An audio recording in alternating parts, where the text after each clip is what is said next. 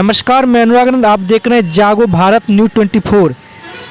सुविधा केंद्र के थाना परिसर में शांति समिति का बैठक रखा गया है। आइए हम जानते हैं क्या कुछ जिला प्रशासन की ओर से, सुविधा थाना की ओर से दुर्गा पूजा के समिति सदस्यों को दिशा निर्देश दिया गया है। आइए हम जानते हैं सुविधा थाना के इंस्पेक्टर मुकेश वर्मा सर से क्या कुछ कहना चाहेंगे।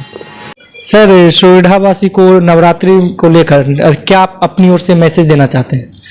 सबसे पहले सुविधा क्षेत्र के सभी निवासियों को मेरी हार्दिक शुभकामनाएं। नवरात्रि के अवसर पर सबसे मंगल कामनाएं। और उनसे मैसेज एक संदेश देना चाहते हैं कि आप हमें खुलकर अपनी समस्याएं बताएं और हम लोग सदैव तत्पर और उपलब्ध होते हैं अपने क्षेत्र के जनता का समस्या को सुनने और समझने, उसको दूर करने के लिए। और आखिरी बार हम फिर से कहते हैं कि सबको आगामी दुर्गा पूजा की बहुत सारी शुभकामनाएं। सर, आज जो दुर्गा पूजा को लेकर जो शांति समिति का बैठक रखा गया, उसमें क्या कुछ दिशा निर्देश दिया गया है? आगामी दुर्गा पूजा पर्व को लेके शांतिपूर्वक मनाने के लेके हम लोग क्षेत्र के लोगों से, सम्मानित गणमान्य व्यक्तियों को बुलाकर थाना में हम लोग अभी चर्चा किए।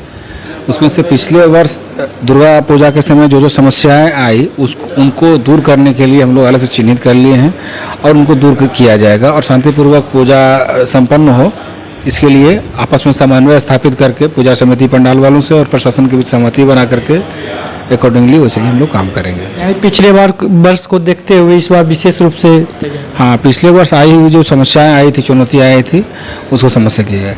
और अभी हम लोगों ने जो शांति समिति की बैठक की है उसमें सबसे मुख्यतः 3 बातों को दृष्टिगोचर किया। सबसे पहला है कि जो भीड़ भाड़ जमा होगा, विधि व्यवस्था होगा, उसमें किसी तरह का चोर उचक्का का संभावना नहीं बचे। चोरी चमारी जो बहुत सारे ऐसे मौके पे उचक्का, चैन वैन खींचने का, महिलाओं का जेवर खींचने का प्रयास करते हैं, तो उस पर नज़र रखने के लिए अलग से सिविल में तैनाती करेंगे। कुछ लोगों को सिविल पुलिस भी तैनाती होगी। दूसरा है कि ट्रैफिक व्यवस्था संभालना है। वो लोग गाड़ी से आते जाते हैं, गाड़ी से ही आना पड़ेगा। बहुत दूर दराज के लोग हैं तो गाड़ी आएगी ही। शहर में जब गाड़ी ज़्यादा आएगी तो जाम की भी समस्या होती है, तो उसको सुचारू रूप से व्यवस्थित तरीके से किसी एक इलाके को एक तरफ सीमित रखने के लिए हम लोग प्लान बना रहे हैं कि ट्रैफिक व्यवस्था भी संचालित हो और आने जाने वाले को तकलीफ भी नहीं हो। और सर, बाजार में जो जिस तरीके से मार्केट में दोनों तरफ जो 10-10 फीट का चौकी लगा के जो खोला है, उस पर कुछ बदलाव आएगा मार्केट में? कुछ बिल्कुल आएगा। इसके लिए पिछले दिनों कल ही हम लोग अंचलाधिकारी से बात भी की हैं और जो एग्जीक्यूटिव होते हैं जिला नगर परिषद के, उनसे भी बात हुई। हम तीनों मिलकर संयुक्त रूप से अतिक्रमण हटाने के लिए निकट 102 दिन के भीतर में हम लोग कार्य योजना बना रहे हैं और जल्द ही अतिक्रमण से मुक्ति मिलेगी। खासकर जो रोड पे 2 से 3 लेयर में बना के अतिक्रमित किए हुए हैं, चलने फिरने वाले को भी परेशानी होती है, गुजरने वाले को भी परेशानी होती है, उस पर खास नज़र रखी जा रही है। और पहली बार तो जुर्माना लेकर छोड़ा जाएगा, अगर नहीं मानते हैं तो जब्त कर लिया जाएगा उनके। और सर, एक से और आखिरी सवाल है कि युवाओं जिस तरीके से लहरिया कट मारता है पर्व में थोड़ा दिखाते हुए और भोपू लेके जो अथी करता है, ऐसा शिकायत सुनने को मिलता होगा सर, उस पर युवाओं के लिए कुछ दिशा निर्देश? हाँ, ऐसे भी कुछ शरारती तत्व होते हैं जो जानबूझकर जहाँ महिलाएं या लड़कियां होती हैं वहाँ पे भोपू बजाकर परेशान करते हैं।